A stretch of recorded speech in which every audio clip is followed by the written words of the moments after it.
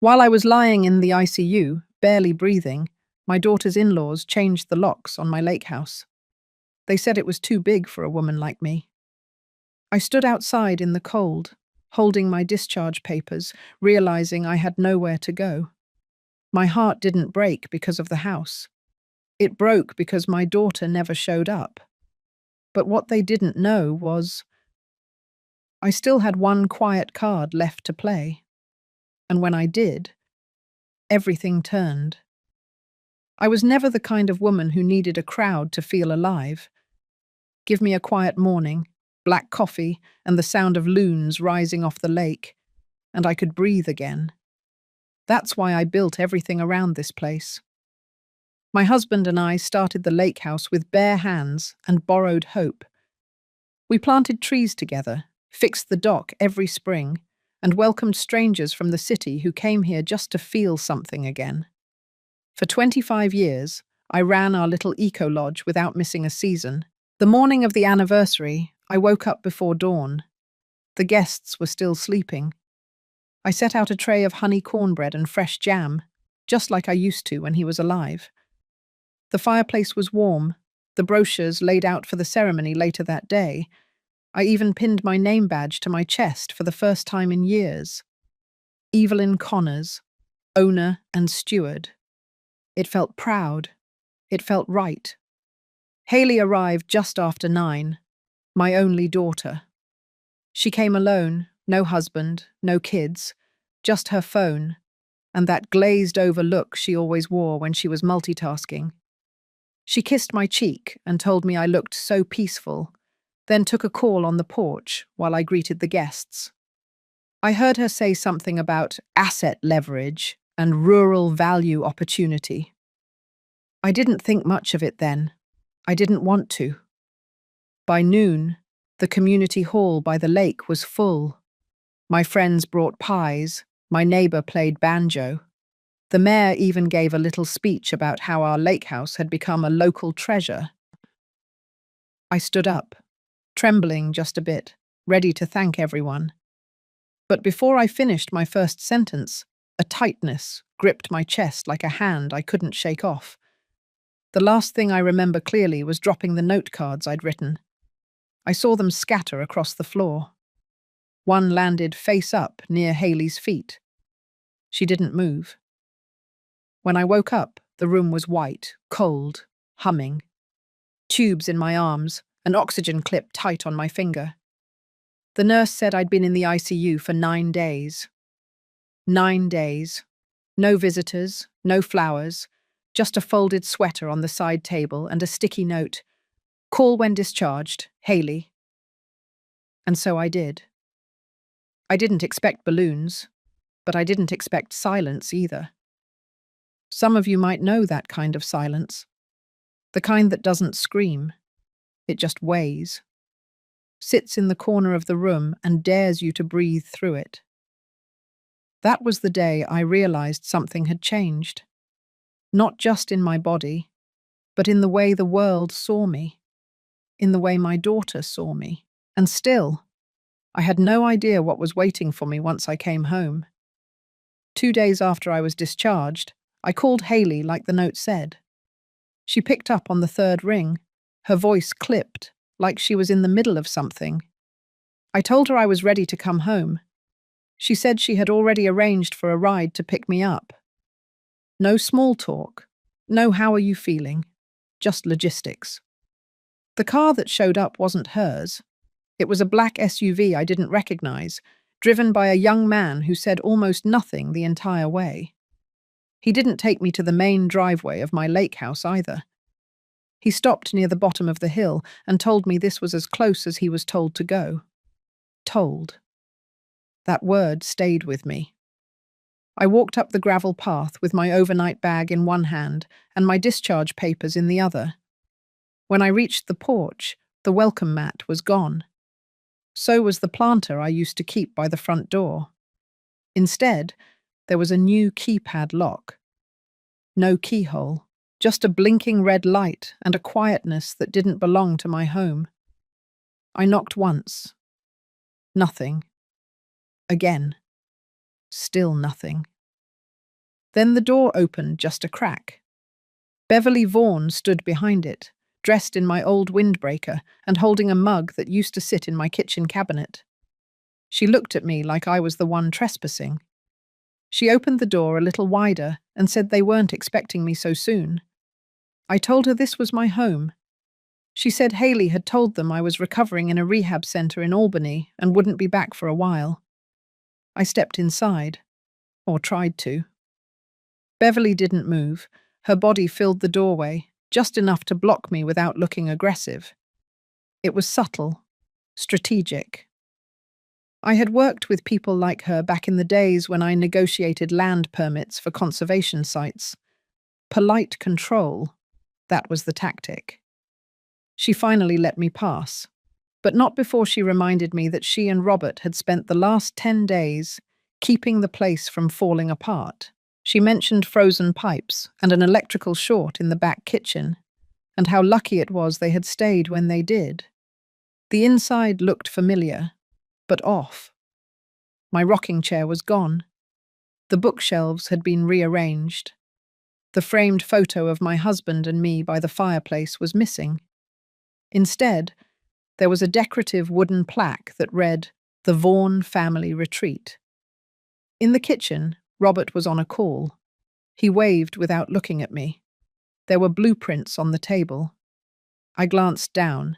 The header read, Phase 1 Development, Retreat, Renovation Timeline. When Haley arrived 20 minutes later, she acted surprised to see me standing there. She gave me a hug that didn't touch either of us and started explaining how overwhelmed she'd been with everything. She said Beverly and Robert had stepped in to help, and things had gotten busy, but they were just trying to keep it all from slipping.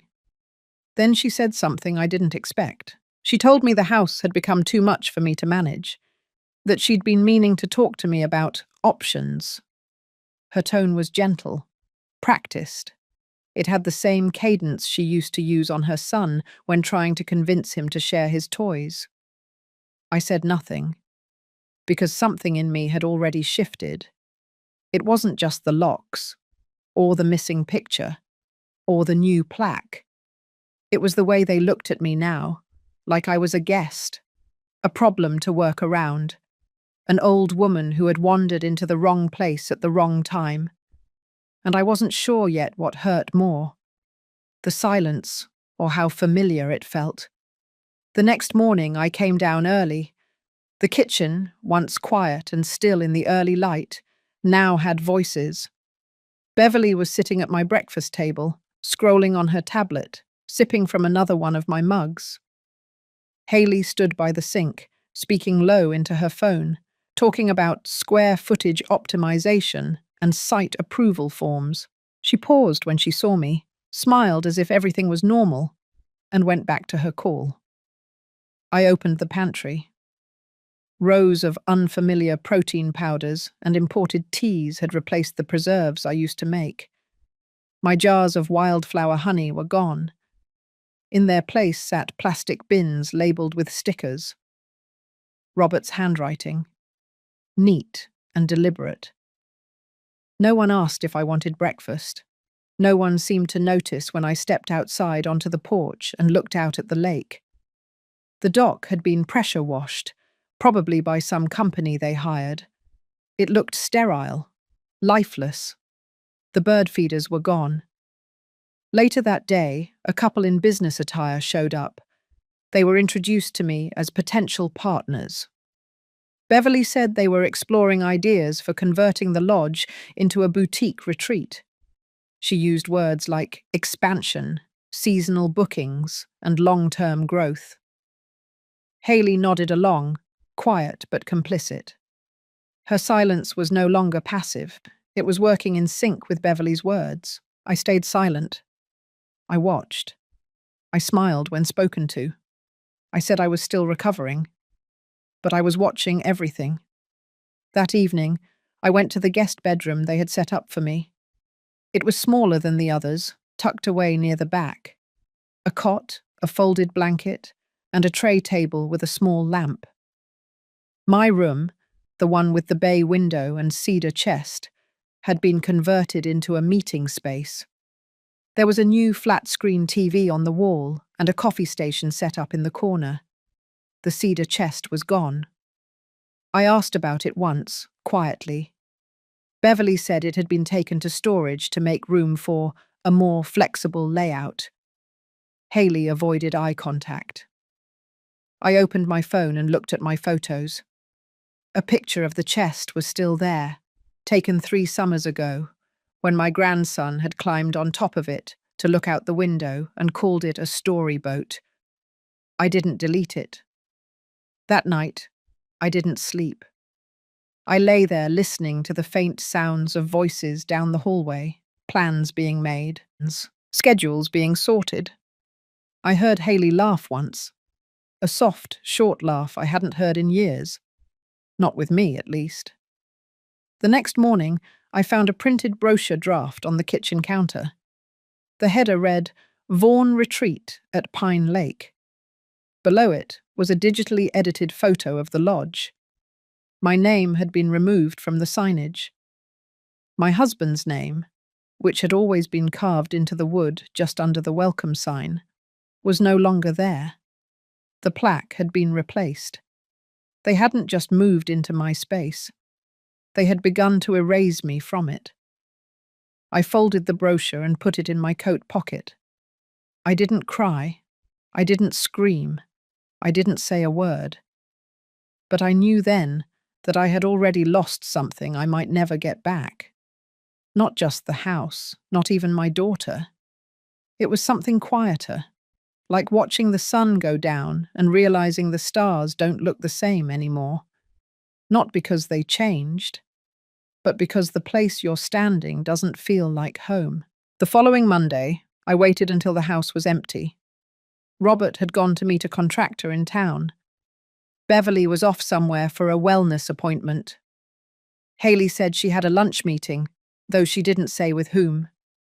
I stayed behind, offering to fold towels and answer the phone in case guests called. No one questioned it. No one really looked at me anymore. Once the front door closed, I moved quietly. I checked the drawers in the kitchen first. The old recipe box where I used to keep my savings notes was gone. The junk drawer, once full of flashlights and fishing line, now held glossy pamphlets and expense spreadsheets. I opened the utility cabinet near the back staircase. Tucked behind a row of light bulbs and canned beans, I found a banker's folder marked with Haley's initials. Inside was a property tax assessment, with my name crossed out in pencil and Vaughan Group Holdings written in the margin. I paused. My name, crossed out. It didn't hurt the way I expected. It just settled deep, like sediment, thick and quiet. I folded the paper, slid it into my coat pocket, and kept going. In the office, I found a drawer that had been locked. I knew the trick to it. My husband had installed that lock after a summer guest once tried to snoop. You had to press the top left corner while turning the handle. The drawer clicked open. Inside were more folders. Financial documents, some with my signature copied. Too clean, too recent. A few dated just days after my heart attack. One document listed Beverly as a temporary caretaker of assets.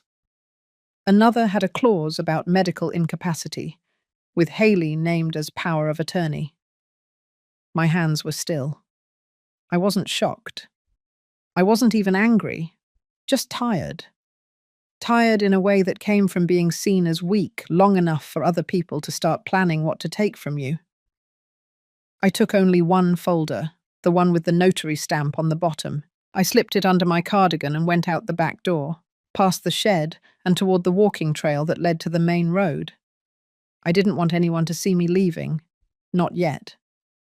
At the end of the road sat a small post office and a bait shop. I bought a bottle of water to keep up appearances and asked the young man behind the counter if the Wi-Fi still worked. He said yes.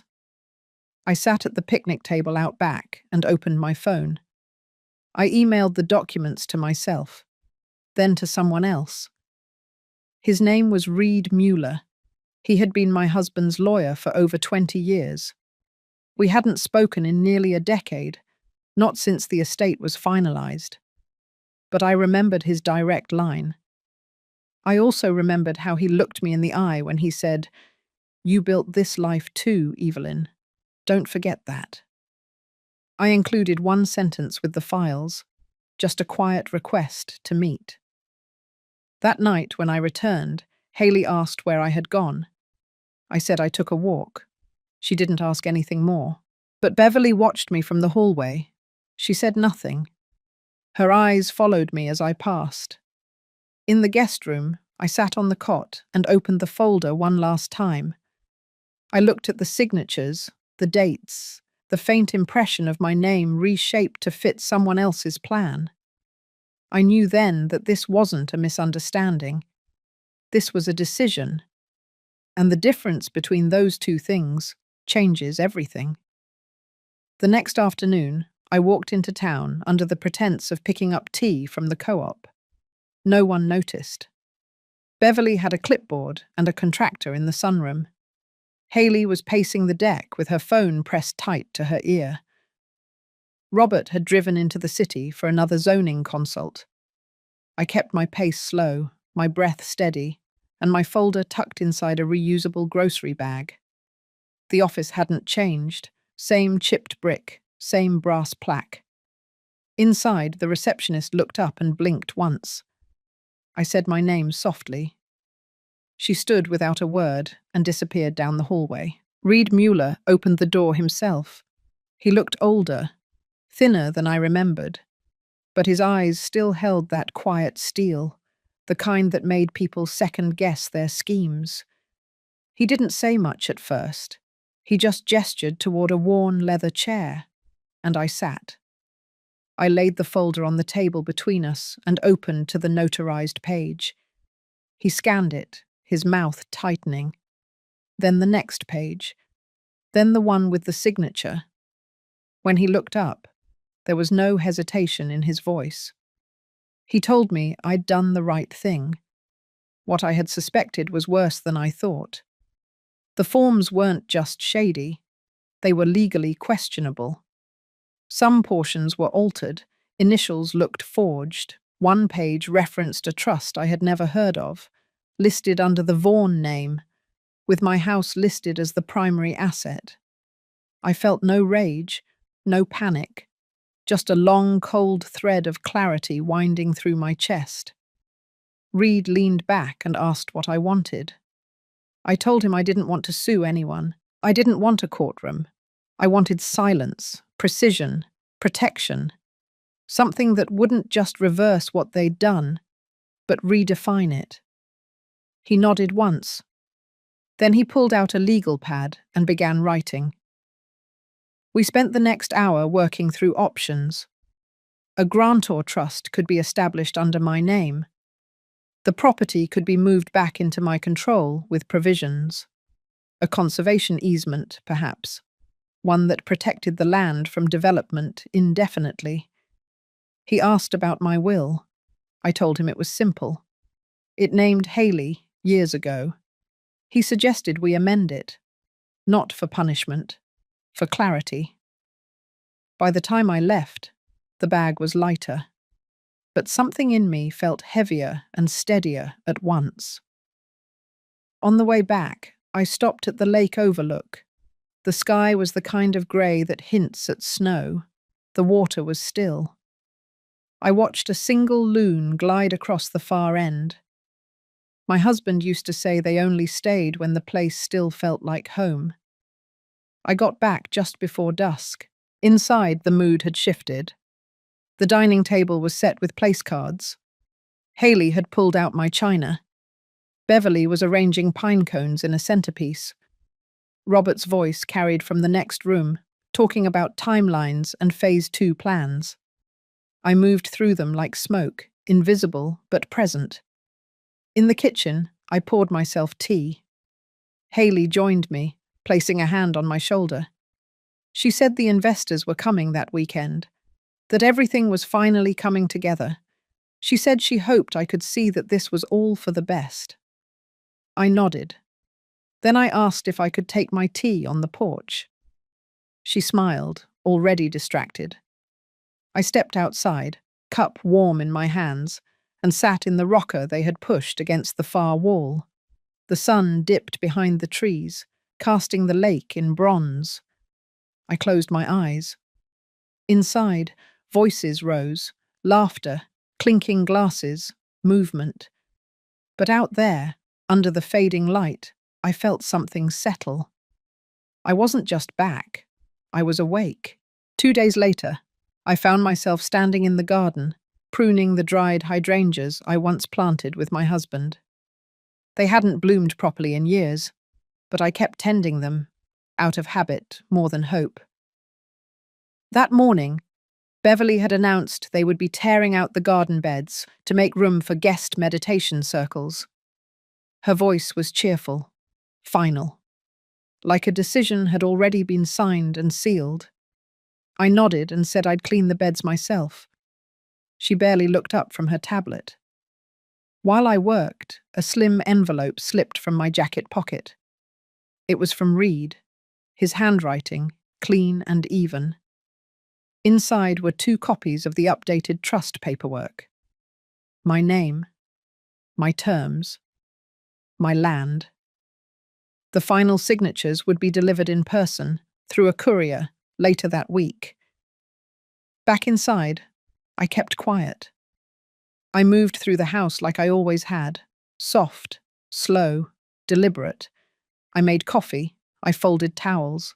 I organized the pantry the way I used to, knowing full well Beverly would rearrange it again.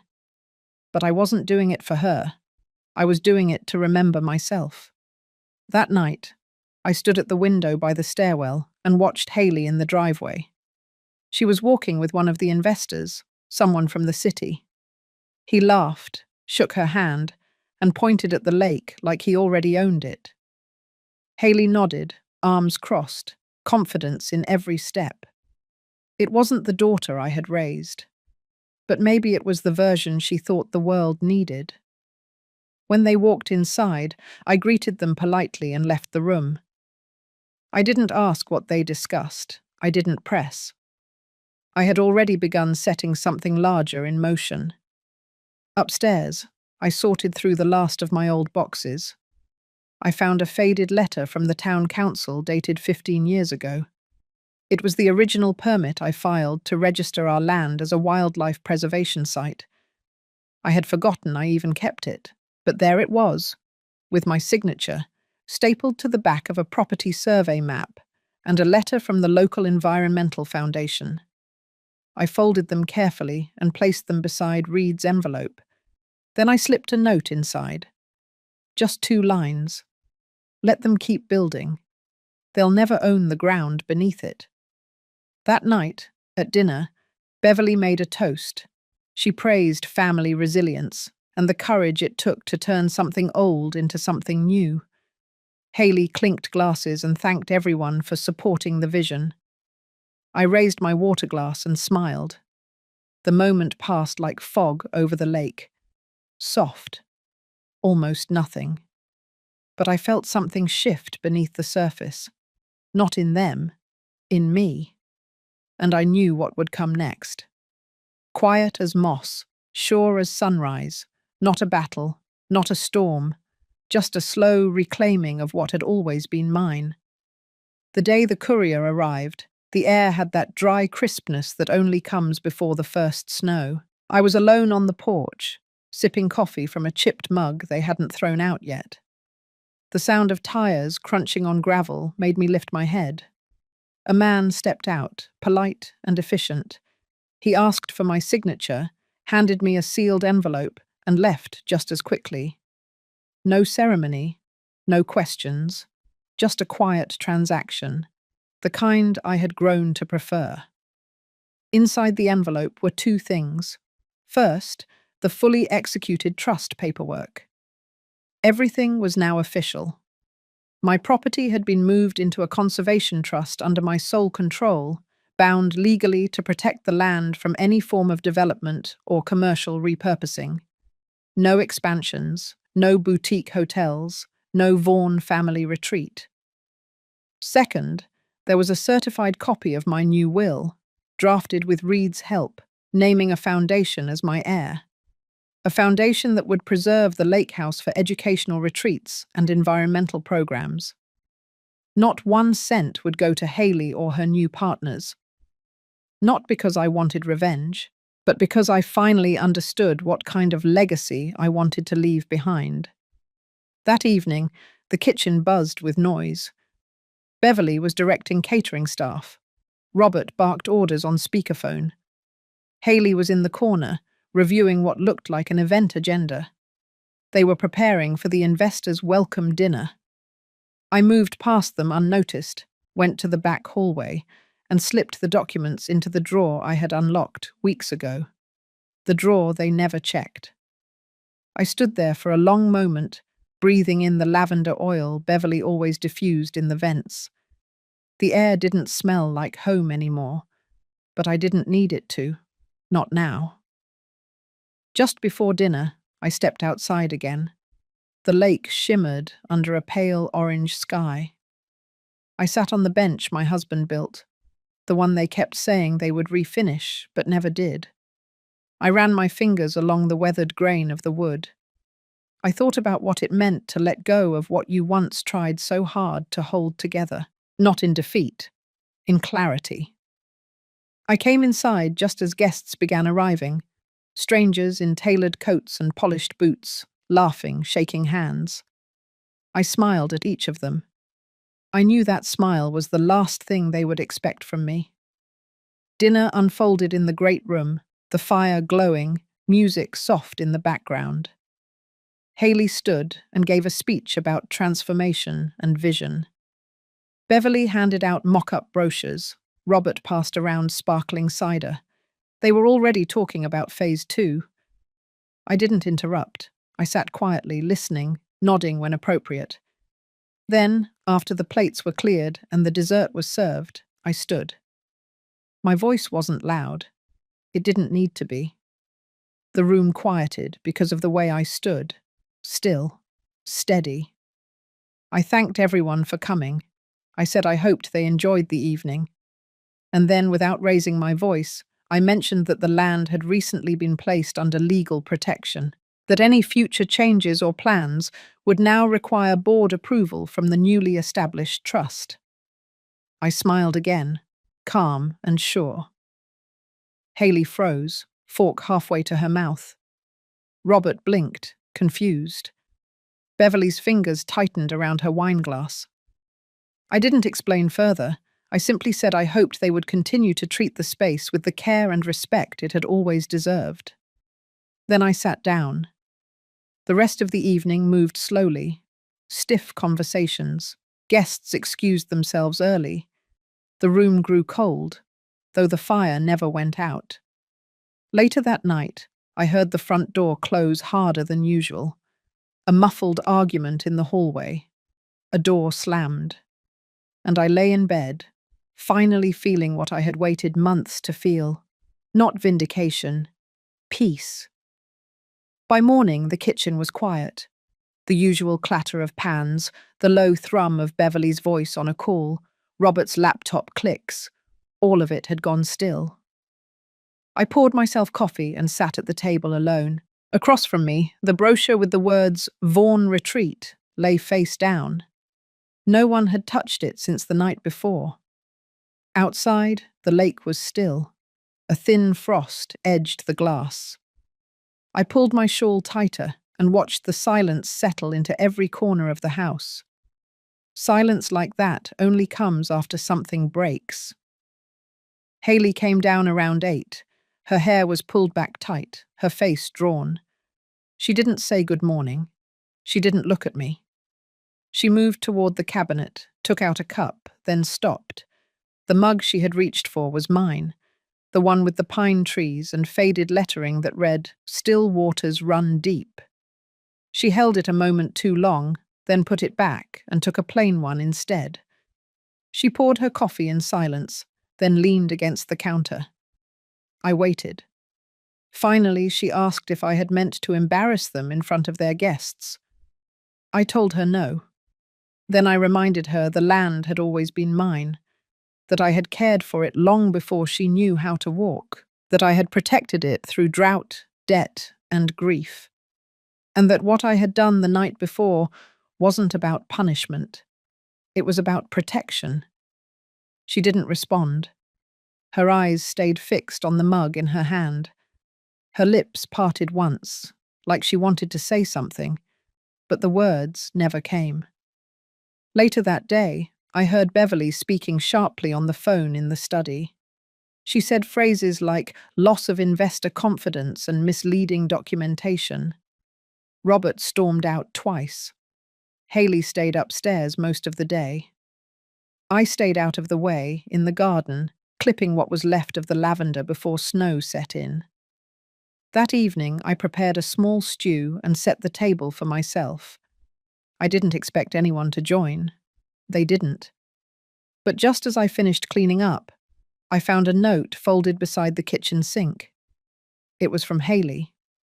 Just one sentence, written in her familiar handwriting. I didn't know how far they were willing to go. No apology, no excuse. But something in those 8 words held weight. She knew now. Not everything, but enough. That night, I slept soundly. The next day, Reed called to confirm that the trust documents had been logged and finalized. He also let me know the conservation group had posted the new boundary signage around the property. Discreet markers, but legally binding. They had already filed the updated zoning exemptions with the county clerk. Later that afternoon, a car came to take Beverly and Robert to the airport. They didn't say goodbye. I watched from the upstairs window as they loaded their bags. Robert slammed the trunk harder than necessary. Beverly never turned around. I stayed quiet. After they left, Haley walked into the great room, stood at the fireplace, and just stared. I joined her after a few minutes. Neither of us spoke. There was nothing left to explain. I handed her a folded paper, a copy of the brochure they had made, now with red ink across the front. Withdrawn. She held it for a long time, then folded it again. I didn't ask her what she would do next. That was hers to figure out. But I knew what I would do. I stepped out into the cold, boots crunching on frost, and walked down to the dock. I stood there alone, wind at my back, watching the trees shift along the lake's edge. And for the first time in months, I let myself breathe without bracing for what might come next. The following week unfolded like early snow, soft, quiet, and not without weight. Each morning I made my coffee and sat by the window that overlooked the lake. I began to move through the house again, not like a guest, not like a ghost, but like someone reclaiming each step. I put my books back on the shelf in the hallway. I returned the quilts to the cedar chest I had asked Reed's assistant to retrieve from storage, and I unpacked the old brass clock that used to sit on the mantel before Beverly replaced it with a glass sculpture shaped like a sail. Haley stayed, but something in her had shifted. She kept to herself, mostly upstairs, moving more quietly than before. I didn't push her to talk. There was too much unsaid to untangle in a single day, or even a week. Instead, I focused on something else. I began to prepare a dinner, not for them, for the women in town who used to come up every November for the end-of-season gathering. Women I hadn't seen since before my heart attack, since before my house had become someone else's vision board. I made the calls one by one. At first there was hesitation, then one by one, they said yes. That Friday I spent the day in the kitchen. I pulled out the cast-iron Dutch oven that had sat boxed away. I simmered cider on the stove with cinnamon sticks and cloves. I baked cornbread from the recipe on the note card that still smelled like flour and thyme. I moved slowly, not because I was tired, but because it mattered. By 6 o'clock, the house glowed, not with chandelier lighting or scented candles, but with warmth. real warmth. A fire in the hearth, worn linens, voices that carried the weight of memory. They came in with light steps and heavy coats, arms full of pies and preserves. They hugged longer than they used to. One of them cried softly when she saw the quilts folded across the chairs again. We ate. We laughed. We remembered. Haley did not join us. But at one point, I saw her standing in the hallway just outside the arch, a mug in her hands, watching. She didn't come closer, but she didn't walk away either. After everyone had gone, I stayed up late, rinsing dishes, drying them one by one. The kitchen was quiet again, but it was a different kind of quiet. It felt whole. That night, I left the porch light on. The next morning, I found a note slid under my bedroom door. Haley's handwriting.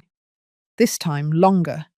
It said she would be leaving the next day, that she needed time, that she had a lot to think about. She didn't ask for forgiveness, but she said thank you. Thank you for not humiliating her. Thank you for protecting what mattered. Thank you for not closing the door completely. I read the note 3 times before I folded it and placed it in the drawer beside my bed. When I came down to the kitchen, she was already gone. Just a clean counter, her mug in the sink, the same one with the pine trees she had once avoided. The dock was empty, the road was clear, and the stillness that followed didn't feel like loss. It felt like breathing room, like the space something needs before it becomes something else. And maybe, just maybe, that was a kind of beginning too. 3 days after Haley left, the weather turned. Heavy snow rolled in overnight, blanketing the lake house in a silence that felt absolute. I woke to the pale hush of white light slipping through the curtains and knew, without checking, that the road would be closed until the plows came. But I didn't mind. I had no plans to be anywhere else. The rooms felt bigger somehow, even with the snow pressing in from outside. I moved through them slowly that morning, lighting candles, warming cider, setting down old photographs where they used to sit before everything had been boxed up or pushed aside. I found a picture of me and my husband, taken by the dock the first summer we opened the guest house. My hair was tied back with a scarf. His hand rested gently on my shoulder. We looked younger, not because of age, but because we still believed people would always show you who they truly were. That belief had changed, but I wasn't bitter.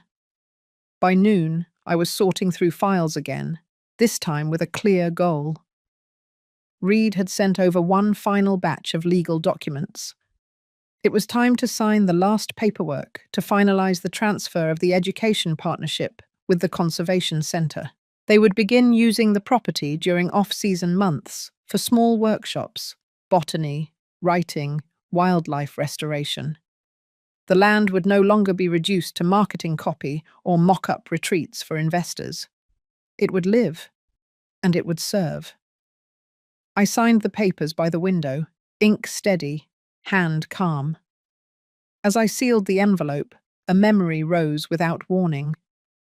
Haley, about 9 years old, crouched in the dirt beside me in that very garden. She was digging with her bare hands, planting bulbs I had picked out the weekend before. Her cheeks were streaked with mud, her smile full of pride as she patted down the soil. She had asked if flowers remembered who planted them.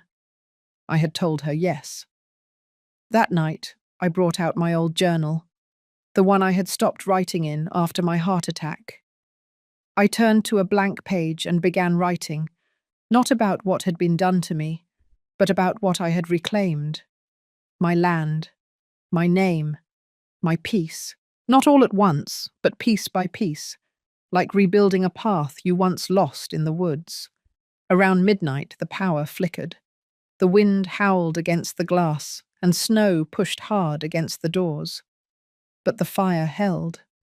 The house, old as it was, stood steady, just like it always had when storms came.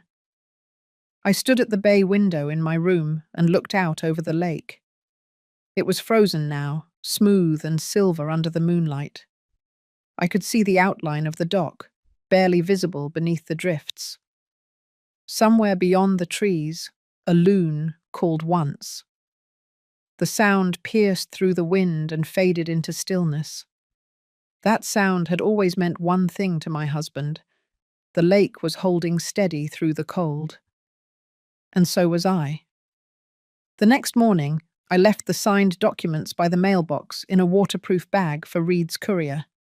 Then I sat on the porch with a hot drink wrapped in both hands and watched the snow melt slowly from the railing. Bit by bit, the edges softened, and in that quiet hour, I felt something I hadn't in a long time. Not triumph, not victory, just a calm, certain return to myself. A week later, the snow began to recede. The ploughs came through early in the morning, leaving behind salt lines and open roads. The house, once wrapped tight in silence, now breathed with a different rhythm. Not faster, not louder, just fuller. I spent my mornings by the kitchen window with a mug of warm broth, watching as birds returned to the feeder. Little flashes of colour against the white, the rhythm of seasons moving forward again, the way they always do when left alone. That afternoon, the mail arrived in a thick manila envelope from Reed's office. Inside was confirmation of the trust's funding. A final note from the foundation director welcomed the transition. It was done. Fully, legally, irrevocably. The house and surrounding land were now protected. Not only from Haley, but from anyone who might try to bend it to their will again. I sat at the dining table for a long while, reading the documents line by line, not because I didn't trust them, but because I wanted to feel each sentence as it passed through my hands. Every clause, every signature, was another thread I had pulled back into my grasp. I had not taken back the past, but I had reclaimed the future. Late in the afternoon, I bundled up and walked to the shed. It still smelled like old wood and rain. I opened the storage bin in the back corner and took out the crate of old guest journals. We had kept them for years. Visitors would leave entries after long weekends or short retreats, notes about the stars, the quiet, the meals shared at the long pine table. I had forgotten how many people had been touched by this place. I brought the crate back inside and began flipping through them by the fireplace. The handwriting varied, curvy cursive, block letters, some shaky with age, some careful like a child's. One entry caught me. A woman had written that the house gave her space to remember who she was before life got loud. I closed the journal and sat quietly for a long moment. As twilight came, the shadows stretched across the floor like old arms reaching for something familiar. I lit the lantern by the front steps and turned on the porch light. Not for guests, just because I always had. That evening, the phone rang once. Reed's assistant letting me know that a newspaper had reached out. They'd caught wind of the trust and the land transfer. They wanted a quote for a piece on land stewardship. I declined, not because I feared publicity, but because some stories are better when they stay with the people who lived them. Before bed, I walked through each room slowly. The air inside was warmer now, not from the fire alone, but from the way the space had settled back into itself. Each corner felt like it belonged again. I stopped in the guest hallway, turned on the lamp, and ran my hand along the windowsill where I had once measured Haley's height in pencil marks. Faint now, almost erased, but still there. I didn't cry. I didn't linger. I simply stood still and allowed myself the full weight of that moment. Then I turned off the light and walked back to my room, steady as the lake beneath a frozen sky. The first spring rain came soft and slow. I heard it before I saw it, tapping gently on the kitchen roof as I brewed tea. The lake, still half covered in ice, shimmered under the grey sky. It was the kind of morning I used to love most, the kind that reminded me not everything beautiful had to be loud. I sat on the porch, wrapped in an old shawl, watching the trees sway. The pine branches glistened. Beneath them, the garden beds were still dormant, but I knew the daffodils would rise again. They always did. Later that day, I walked down to the dock with a notebook in hand. I had begun writing again. Not for anyone else, just for me. Bits and pieces, recipes I had once memorized, quotes I overheard from old guests, fragments of thought that drifted in during the quiet. I wrote about what it meant to be left behind, and then to stay anyway. About how silence was not always absence. Sometimes it was restoration. Near sunset, I heard a car approach, a soft crunch of gravel under tires. I looked up, but didn't rise. Haley stepped out, alone. She didn't carry bags, just a long coat and a small folder pressed to her chest. She saw me, paused, then walked down the path toward the dock. We didn't speak for a moment, just sat there together, like we once did, when she was a girl who still believed I knew everything. She handed me the folder. Inside were brochures, a revised proposal for the retreat center. Not on our land, but another property she had found nearby. She said she understood now why this place had to stay as it was, and that maybe she still wanted to build something, but without breaking what came before it. I nodded. There was no apology, no long explanation, just two women sitting on an old dock, the lake thawing, the world quieter. As the sky deepened into violet, I stood and walked back toward the house. Haley stayed behind, staring at the water. That night, I didn't feel like I had won or lost anything. I simply felt full, steady, and in some small way, healed. I climbed into bed and left the lamp on, just a little longer than usual. Tomorrow would come. But for tonight, this was enough. If you've ever felt like your voice was drowned out in your own home, or that the life you built was being rewritten without you, I hope this story reminded you that it's never too late to reclaim it. What would you have done in her place, or have you lived a version of this yourself?